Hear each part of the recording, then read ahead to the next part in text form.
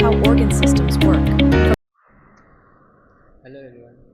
आज का हमारा टॉपिक है different types of regulators of GFR. GFR को हम रेगुलेट कैसे करते हैं। देखो, सबसे पहले हम पढ़ेंगे कि हमें रेगुलेट करना ही क्यों है, राइट। रेगुलेशन करना कब है। सबसे स्टार्टिंग फ्रॉम सिंपल फैक्ट्स ही, यहाँ हार्ट से ब्लड जाता है किडनी की ओर। यहाँ पर जो रीनल ब्लड फ्लो है, मीन्स 1 मिनट में हार्ट पंप करेगा पूरी बॉडी में, उसमें से कितना ब्लड जाएगा किडनीज में। सो 1 मिनट में 1000 ml ब्लड जाता है किडनीज में। सो रीनल ब्लड फ्लो कितना हो गया, 1000 ml पर मिनट। सो यहाँ पर मान लो 1000 ml आ रहा है। सो इसमें से कितना फिल्टर होकर इस बोमेन्स कैप्सूल में जाएगा। सो इस यहाँ पर जाएगा 125 ml per minute. So glomerular filtration rate is 125 ml per minute.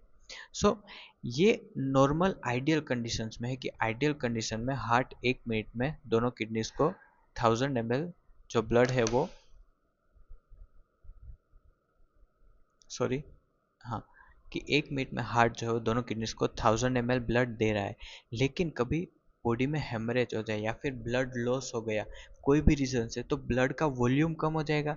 तो अब हार्ट के पास वॉल्यूम ही कम है, तो क्या वो इतना ब्लड फ्लो मेंटेन कर पाएगा, क्योंकि उसको सब ऑर्गन्स में ब्लड इक्वली डिवाइड करना होता है। सो whenever there is, let's say, fall in blood volume, जब ब्लड वॉल्यूम कम होता है तो ब्लड प्रेशर भी कम होता है। देखो, ब्लड प्रेशर क्या है कि यहाँ पर जो ब्लड वॉल्यूम है वो इस वॉल पर कितना प्रेशर एग्जर्ट कर रही है, उसी को हम बोलते हैं ब्लड प्रेशर।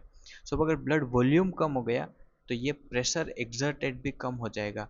सो ऐसी सिचुएशन में जब ब्लड प्रेशर कम है या ब्लड वॉल्यूम कम है, तब हमें ये कांस्टेंट 125 ml का जीएफआर मेंटेन करना पड़ता है। किडनीज को मे बी ब्लड कम पहुंच रहा हो, उस कंडीशन में भी हमें मेंटेन करना है कांस्टेंट जीएफआर। इसी को हम बोलते हैं क्या, इसको हम बोलते हैं regulation of glomerular filtration rate. GFR हमें रेगुलेट कब करना है, जब ब्लड वॉल्यूम कम हो जाए। सो इसके लिए दो मेथड्स है, एक है auto regulation, second is arteriolar resistance. सबसे पहले हम पढ़ेंगे ऑटो रेगुलेशन। देखो, हम पहले पढ़ेंगे कि ऑटो रेगुलेशन होता क्या है, उसके बाद हम पढ़ेंगे कि ऑटो रेगुलेशन कौन करता है और कैसे होता है। देखो, ऑटो रेगुलेशन क्या होता है कि जब भी मीन आर्ट्रियल प्रेशर, मैंने बोला आर्ट्रियल प्रेशर मतलब आर्टरी की जो वॉल में जो प्रेशर है, और वो कब बढ़ता है, जब ब्लड वॉल्यूम बढ़ता है। अगर ब्लड वॉल्यूम बढ़ेगा तो प्रेशर बढ़ेगा। सो मान लो बॉडी में ब्लड वॉल्यूम बढ़ रहा है, सो तब मीन आर्टीरियल प्रेशर बढ़ेगा। आर्टीरियल प्रेशर तब भी बढ़ सकता है, हार्ट रेट, वो सब changes, any changes can occur. So जब भी मीन आर्टीरियल प्रेशर बढ़ रहा है, उस टाइम पर जो जीएफआर है या रीनल ब्लड फ्लो है या कितना ब्लड किडनीज में पहुंच रहा है, वो कांस्टेंट होता है। इसी को हम बोलते हैं ऑटो रेगुलेशन। मीन्स आप जितना भी हार्ट जो प्रेशर है या वॉल्यूम बढ़ा लो, लेकिन किडनीज को जो ब्लड मिलेगा, रीनल ब्लड फ्लो, वो फिक्स रहेगा, वो इसी रेंज में रहेगा। सो जो रीनल ब्लड फ्लो या जीएफआर है वो कांस्टेंट है। मीन आर्टेरियल प्रेशर चेंज हो सकता है, लेकिन ये, इसको हमने ऑटो रेगुलेट किया है। अब इसके लिए कुछ मॉलिक्यूल्स काम करेंगे जो इसको कांस्टेंट रखेंगे, वो हम आगे पढ़ेंगे कि ऑटो रेगुलेशन होता क्या है। यहाँ हमने समझ लिया auto regulation means mean arterial pressure when it changes from 80 to 180 mmHg, the GFR remains constant. But अगर ये 180 से भी ज़्यादा प्रेशर बढ़ जाए, तब ये जो है वो बढ़ जाएगा, ये जीएफआर है वो बढ़ जाएगा। अगर प्रेशर ज़्यादा हो, मतलब वॉल्यूम ज़्यादा आ रहा है, तो उस टाइम पर ऑटो रेगुलेशन फेल हो जाता है। देखो, कोई भी मशीनरी है, उसकी एक रेंज होती है जिसमें वो काम कर सकता है, राइट। अभी एक्सट्रीम स्ट्रेस दे दो तो कोई भी चीज़ टूट जाएगी। इसी तरह यहाँ पर भी मीन आर्टेरियल प्रेशर 180 से बढ़ गया तो ये वाला ग्राफ ऊपर चला गया है। सेम वे अगर मीन आर्टेरियल प्रेशर 80 से ड्रॉप हो गया, 80 से ड्रॉप हो गया मतलब किडनी को बहुत कम ब्लड मिल रहा है। अब बहुत कम ब्लड में पॉसिबल नहीं, इतना ब्लड ही नहीं है कि 125 ml पर मिनट वो फिल्टर करता रहे। सो 80 से अगर मीन आर्टेरियल प्रेशर कम हुआ, सो तो तब भी जीएफआर या रीनल ब्लड फ्लो डिक्रीज हो जाएगा, राइट। सो ऑटो रेगुलेशन की डेफिनेशन क्या है, it maintains constant GFR and renal blood flow RBF irrespective of blood pressure changes. Body में वॉल्यूम कोई भी चेंजेस है, उसके इरिस्पेक्टिव हमें ये मेंटेन करना है, इसे बोलते हैं ऑटो रेगुलेशन। अब हम समझेंगे, ये हमने कर लिया कि 0 से 80 जो होता है वो तब भी अगर 80 से नीचे हो जाए तो जो रीनल ब्लड फ्लो है वो चेंज हो जाएगा। सो 0 से 80 जाने तक रीनल ब्लड फ्लो इंक्रीज करता है। 80 से 180 ये कांस्टेंट रहता है ड्यू टू ऑटो रेगुलेशन। और 180 से ज़्यादा हो तो भी ऑटो रेगुलेशन फेल हो जाएगा और रीनल का जो ब्लड फ्लो है वो इंक्रीज हो जाएगा। अगर 180 mm में जिससे ज़्यादा प्रेशर है, मीन्स बहुत ज़्यादा वॉल्यूम बढ़ गया, तो भी ज़्यादा वॉल्यूम भी किडनी में चला जाएगा। और 80 से नीचे हमने देखा कि ये रीनल शट डाउन हो गया। सो रेंज हो गई हमारी 80 से 180। अभी देखो मैकेनिज्म क्या है, ये तो हमने पढ़ लिया कि इतने में फिक्स में हमें रेगुलेट करना है। तो करता कौन है? करते हैं mediate by calcium, then mediate by adenosine and mediated by angiotensin 2। ये मॉलिक्यूल्स है वो सब ऑटो रेगुलेट करते हैं। सबसे पहले हम पढ़ेंगे कैल्शियम कैसे ऑटो रेगुलेट करता है। देखो ये जो है वो इस ब्लड वेसल को मैंने यहाँ पर जूम किया है, तो इसमें एक स्मूथ मसल की लेयर होती है। सो होता क्या है कि जब भी ब्लड प्रेशर बढ़ता है तो यहाँ पर वॉल्यूम बढ़ जाएगा, तो ये जो वॉल होते हैं वो स्ट्रेच हो जाते हैं। जैसे ही वॉल स्ट्रेच होता है कैल्शियम चैनल्स ओपन हो जाते हैं और जो कैल्शियम है वो इस स्मूथ मसल लेयर के अंदर चले जाते हैं। और ये जो कैल्शियम है वो इस आर्टरी को कॉन्स्ट्रिक्ट करते हैं। मान लो ये वाली आर्टरी यहाँ पर है, अगर ये कॉन्स्ट्रिक्ट हो गई तो यहाँ से जो ब्लड आएगा जो ट्यूबवेल्स में वो कम हो जाएगा। तो हम यही चाहते हैं कि ब्लड प्रेशर बढ़े लेकिन किडनी में जो ब्लड फ्लो है वो मेंटेन रहे, right. So stretch sensitive calcium channel open करता है कब? जब पहले ब्लड प्रेशर बढ़ गया, ब्लड प्रेशर बढ़ा तो वॉल स्ट्रेच हो गया क्योंकि हाई प्रेशर से ब्लड वॉल को हिट करेगा। So stretch smooth muscle of afferent arteriole, इससे कैल्शियम चैनल ओपन हुए, कैल्शियम अंदर गया इस स्मूथ मसल में और आर्टरीज कॉन्स्ट्रिक्ट हो गई। आर्टरीज कॉन्स्ट्रिक्ट हो गई तो यहाँ ब्लड आना कम हो गया जिससे हमने मेंटेन कर लिया, राइट। सो हमने पहले पढ़ा ऑटो रेगुलेशन। सी ये जो दो है इनका भी सेम मैकेनिज्म होता है, एडिनोसिन का भी सेम फंक्शन होता है आर्ट्रियल कॉन्स्ट्रिक्शन। एंजियोटेंसिन 2 का हम आगे डिप में पढ़ेंगे, यहाँ पर only myogenic mechanism by calcium हमने पढ़ा।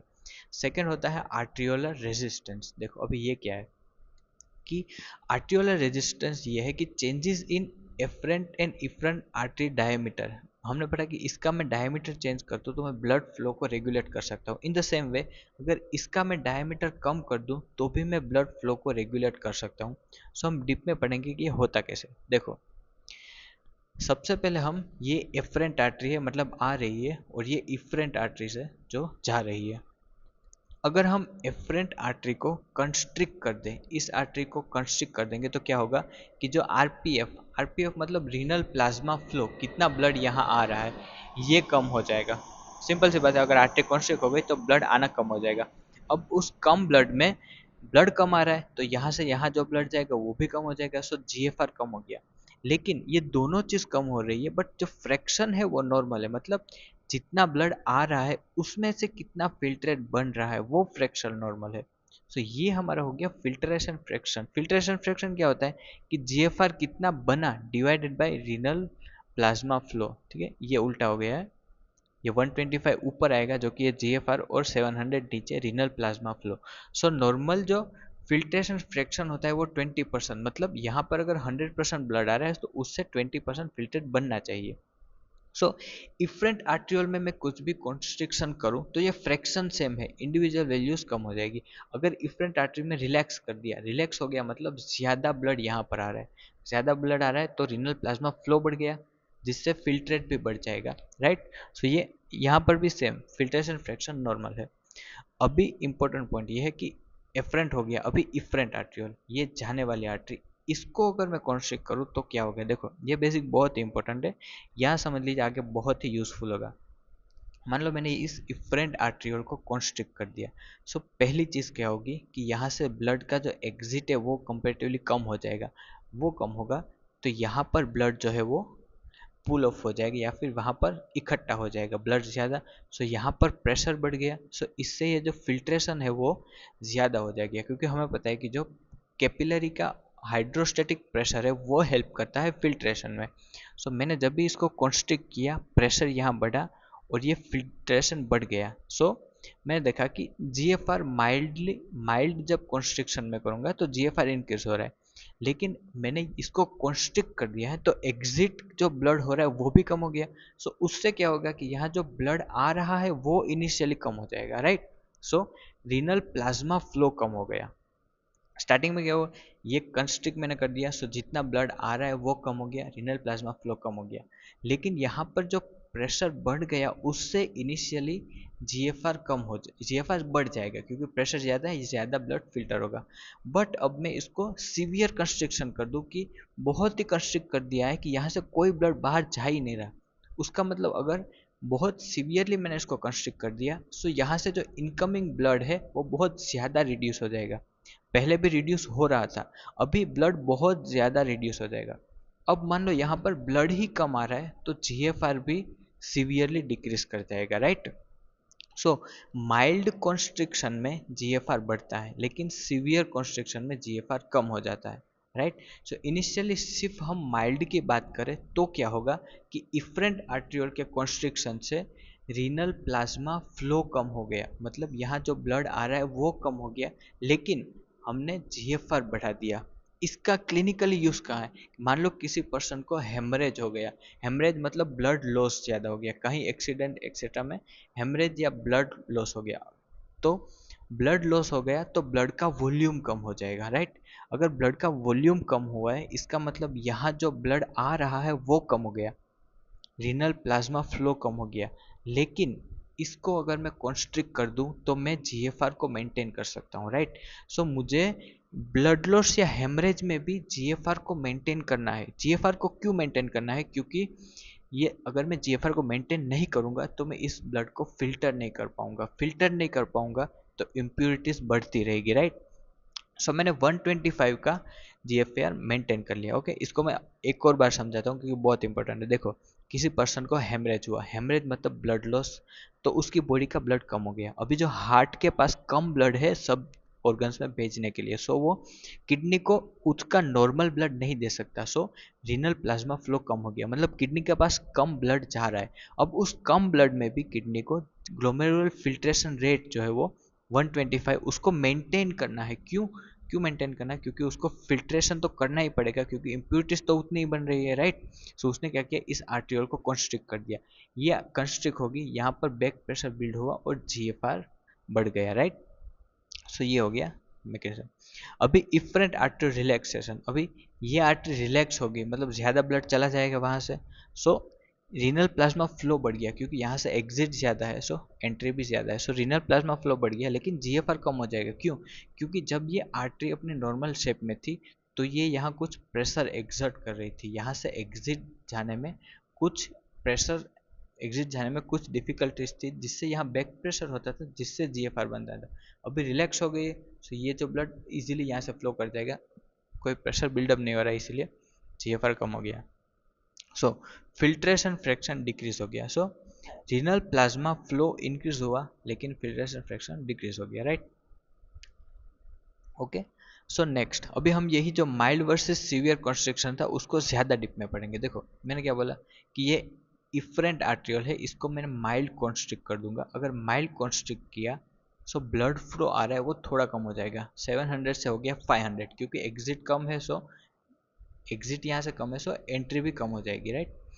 अभी क्या होगा कि ये जो माइल्ड कॉन्स्ट्रिक्शन हुआ तो यहाँ पर फ्लूइड एक्यूमुलेशन होगा, सो इससे क्या होगा कि hydrostatic pressure in the plasma capillaries, this is hydrostatic pressure in the plasma capillaries वो बढ़ गया जिससे कि ये फिल्ट्रेशन ज़्यादा हो जाएगा, राइट।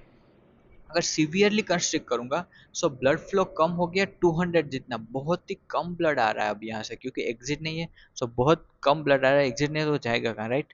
बहुत कम ब्लड आ रहा है तो अब क्या होगा कि ये जो plasma oncotic sorry hydrostatic pressure है वो कम हो जाएगा क्योंकि यहाँ पर फ्लूइड ही बहुत कम है, इसीलिए यहाँ पर जीएफआर डिक्रीज हो गया, राइट।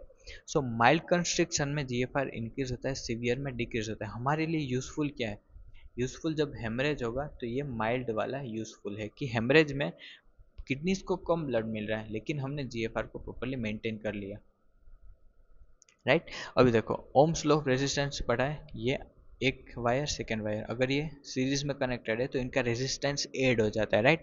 तो यहाँ पे भी सेम ये वाला जो है वो ये एफरेंट और इफरेंट आर्टरी दोनों सीरीज में, सो इनका इंडिविजुअल रेजिस्टेंस ऐड हो जाता है। So increase in resistance in either artery, किसी भी आर्टरी का मैं कंस्ट्रिक्ट करके कुछ भी करके रेजिस्टेंस इंक्रीज करूँ तो टोटल रेजिस्टेंस इंक्रीज हो जाता है, ब्लड फ्लो कम हो जाता है और जो प्लाज्मा फ्लो है यहाँ पर जो आ रहा है वो कम हो जाता है। यही कॉन्सेप्ट मैंने यूज़ किया था। देखो मैंने इफरेंट आर्ट्रियोल को कंस्ट्रिक्ट कर दिया, कंस्ट्रिक्ट किया तो रेजिस्टेंस जो है वो इंक्रीज कर गया।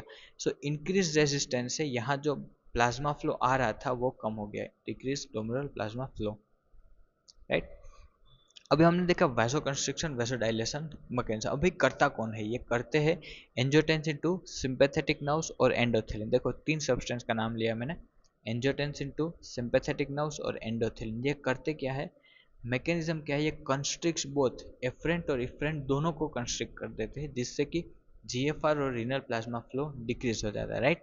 अभी सिंपैथेटिक नर्व्स का हमें डिटेल में पढ़ना है। पैरासिम्पैथेटिक, सिंपैथेटिक क्या होता है। देखो सिंपैथेटिक नर्व्स ने क्या किया, जो रीनल प्लाज्मा फ्लो है, ब्लड जो किडनीज में जा रहा है उसको कम कर दिया। अब इसका लॉजिक क्या है, देखो क्यों कम किया, इसके लिए हम पढ़ेंगे कुछ फार्मेकोलॉजी का बेसिक्स। देखो ये पूरा का पूरा एज इट इज फार्मेक में आएगा, सो 5 minutes if you give their it's not useless. देखो जब भी मान लो हम अभी, अब आप लेक्चर देख रहे हो तो अभी आपका जो बॉडी है वो पैरासिम्पैथेटिक स्टेट में है, मीन्स रेस्ट स्टेट में है।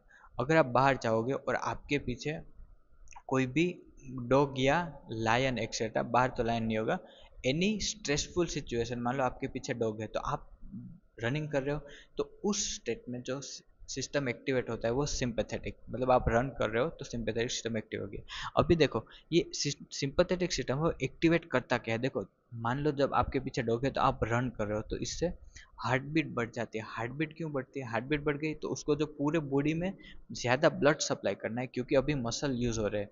तो जो सिंपैथेटिक सिस्टम एक्टिवेट होगी तब हार्ट बीट इंक्रीज हो जाएगी, और पैरासिम्पैथेटिक सिंपैथेटिक में हार्ट बीट स्लो हो जाएगी।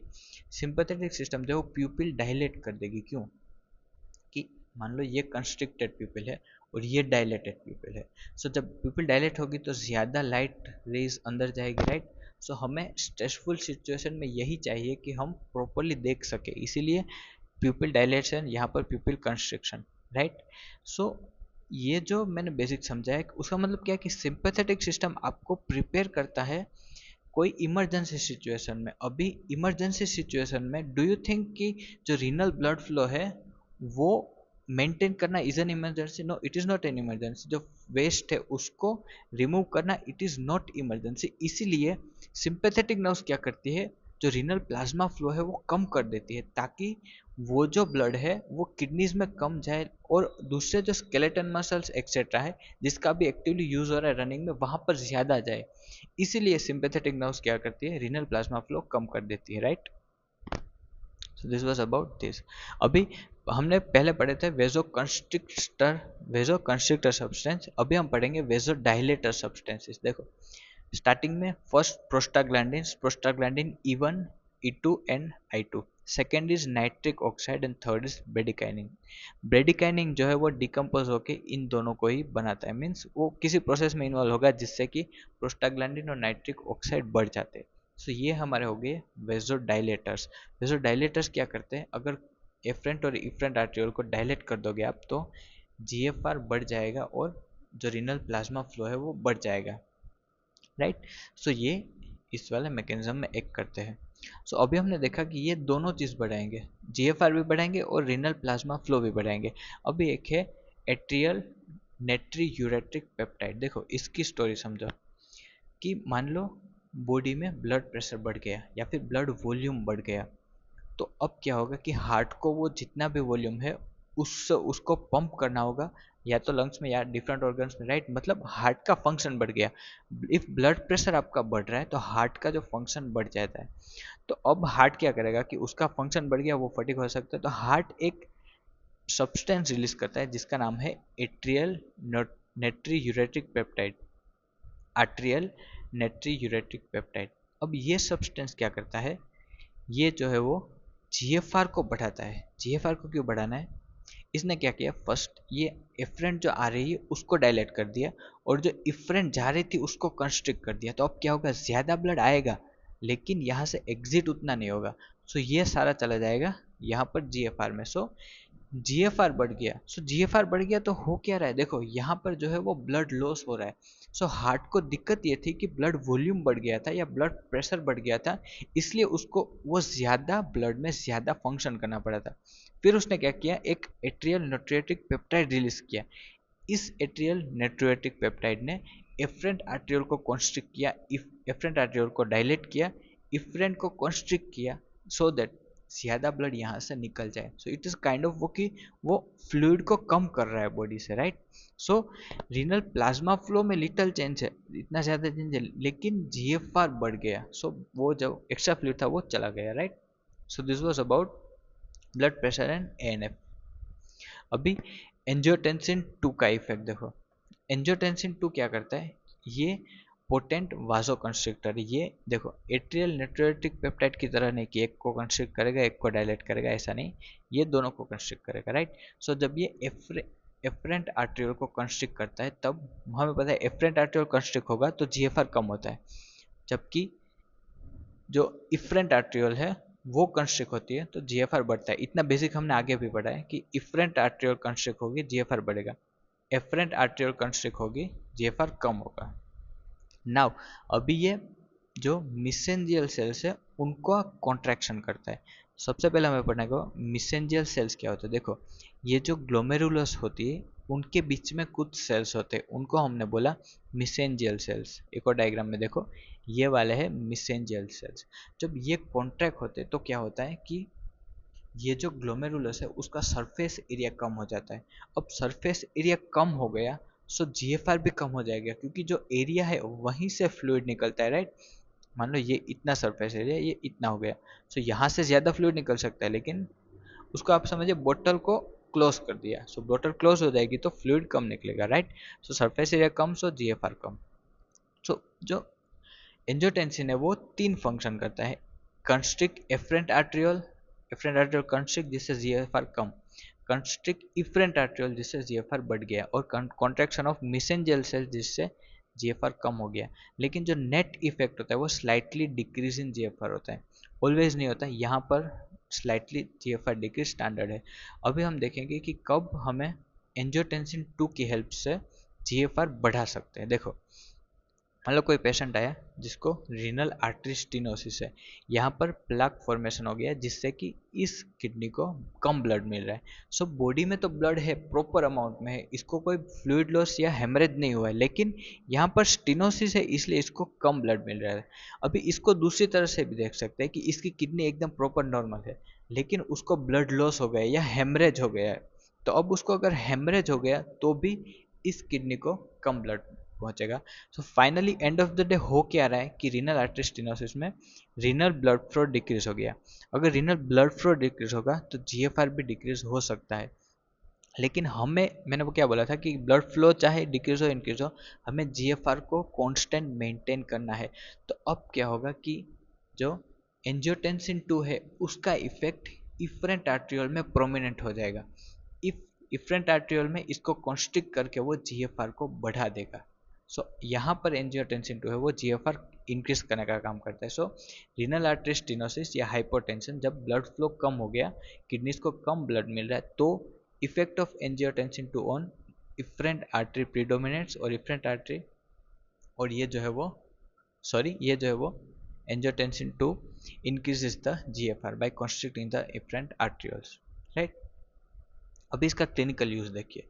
मैंने क्या बोला कि रीनल आर्टरी स्टेनोसिस में एंजियोटेंसिन 2 बहुत ही इंपॉर्टेंट रोल प्ले करता है। और ये एंजियोटेंसिन 2 के बारे में पढ़िए आया कहाँ से। देखो लीवर जो है वो एंजियोटेंसिनोजन रिलीज करता है, फिर किडनीज रेनिन रिलीज करती है जो एंजियोटेंसिनोजन को एंजियोटेंसिन 1 बनाता है। एंजियोटेंसिन 1 इनएक्टिव मॉलिक्यूल है, काम कौन सा करता है, एंजियोटेंसिन 2। एंजियोटेंसिन 1 को 2 में कन्वर्ट करने के लिए लंग्स जो है वो एंजियोटेंसिन कन्वर्टेज एंजाइम बनाते हैं। नाउ ये जो एंजाइम है वो एंजियोटेंसिन 1 को 2 में कन्वर्ट करते हैं, और ये जो 2 है वो अपने रिसेप्टर्स पर जाकर अपना काम करता है, जो कि काम क्या है कि इफरेंट आर्टरियोल को कॉन्स्ट्रिक्ट कर दिया सो दैट जीएफआर बढ़ गया। अभी मान लो ये जो पेशेंट है जिसकी रीनल आर्टरी में स्टेनोसिस था, उसने ले लिए एस इनहिबिटर्स। अब एस इनहिबिटर्स ड्रग्स क्या होते हैं, ये जो है वो इस एंजाइम को ब्लॉक कर देंगे। अगर इस एंजाइम को ब्लॉक कर देंगे तो हमारे पास एंजियोटेंसिन 2 है ही नहीं, सो अब क्या होगा कि उस पेशेंट में जिसमें रीनल आर्टरी स्टेनोसिस था, उसमें जो मेजर काम करता था जीएफआर मेंटेन करने का, वो कर रहा था एंजियोटेंसिन 2। हमने ड्रग्स लेकर उसी मॉलिक्यूल को ब्लॉक कर दिया। सो अब उसका जीएफआर डिक्रीज हो जाएगा, राइट। और जीएफआर अगर अगर डिक्रीज हो गया तो होगा एक्यूट रीनल इंजरी।